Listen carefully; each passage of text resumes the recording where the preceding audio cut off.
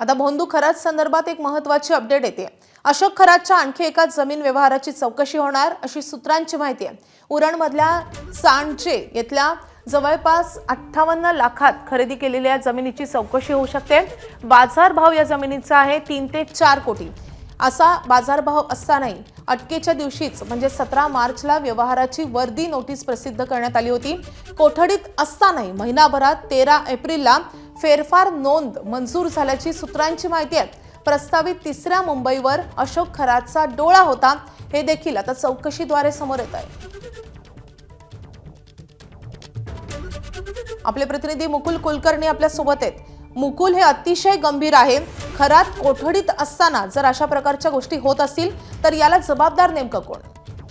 अगदी बरोबर आहे। ज्या दिवशी खरातला अटक झालेली होती त्याच्यावर कारवाईचा फास आवळला जात होता, त्याच वेळेस ती नोटीस प्रसिद्ध झालेली होती।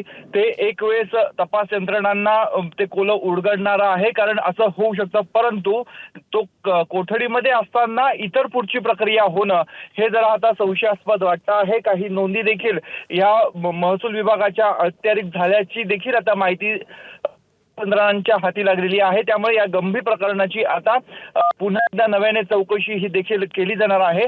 त्याचबरोबर जी नवी मुंबई किंवा तिसरी मुंबई स्थापन करण्याचा सरकारचा मनोदय आहे, त्या ठिकाणी येथे काही जमिनी आढळल्यामुळे हा नव्या मुंबईवर देखील याचा डोळा होता का, तिसऱ्या मुंबईवर देखील याचा डोळा होता का, असे प्रश्न या निमित्तानं उपस्थित होत आहेत।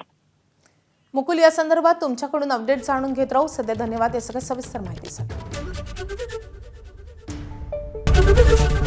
एबीपी माझा, उघडा डोळे बघा नीट।